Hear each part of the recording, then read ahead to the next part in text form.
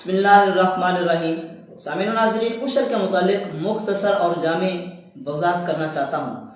عشر کا حکم ہمیں قرآن نے دیا ہے، نبی علیہ الصلوۃ والسلام کی شریعت نے دیا ہے، اور یہ بھی ایک زکوٰۃ ہے جو کہ زمین کی پیداوار سے زکوٰۃ ادا کی جاتی ہے، اور اس کا ادا کرنا بھی ہمارے اوپر فرض ہے، ضروری ہے۔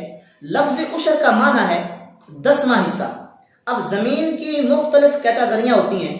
ایک کیٹاگری جہاں پر زمین کی پیداوار سے عشر ہوتا ہے، اور ایک کیٹاگری زمین کی ایسی ہے کہ جس کی پیداوار پر نصف عشر ہوتا ہے۔ اب میں اس کی وضاحت کرنا چاہتا ہوں۔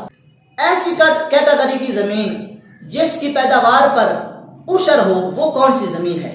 عشر کا مطلب کیا ہے؟ 10واں حصہ۔ وہ زمین جو خود بخود سیراب ہو جاتی ہے بادلوں کے پانی سے، اس کو سیراب کرنے کے لیے کسی قسم کی مشقت، کسی قسم کی قیمت ادا نہیں کرنی پڑتی، تو ایسی زمین کی جو پیداوار ہوگی اس پر عشر ہوگا، یعنی 10واں حصہ اس کی پیداوار میں سے زکوٰۃ ادا کرنا یہ ضروری ہوگا، فرض ہوگا۔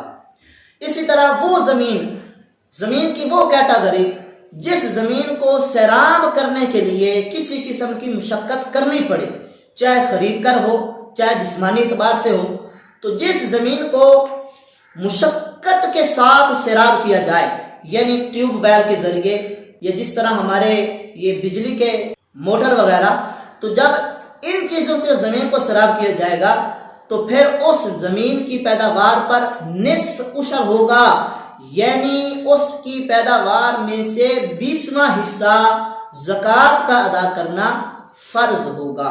ہمارے جو علاقے ہیں یہاں پر نصف عشر یعنی 20واں حصہ ادا کرنا یہ ضروری ہے۔ یاد رکھیں، یہ آپ نے جو عشر ادا کرنا ہے تو گندم پر آپ نے 1 ایکڑ پر اگرچہ 1.5 لاکھ خرچ کیا ہے، جب یہ گندم اترے گی تو پھر اس گندم کی قیمت لگا کر یا جتنی گندم ہوگی اس میں سے 20واں حصہ، یہ نہیں کہ آپ اپنا 1.5 لاکھ جو آپ نے خرچ کیا تھا اس کی نشو و نما پر اس کو درمیان سے کاٹ لیں اور جو بقیہ ہے اس سے عشر ادا کریں، نہیں، کل جو پیداوار ہوگی اس میں اخراجات بھی شامل ہیں، اخراجات نکالنے نہیں ہیں، اخراجات شامل کر کے جتنی پیداوار ہوگی اس میں سے 20واں حصہ آپ پر عشر ادا کرنا یہ ضروری ہے۔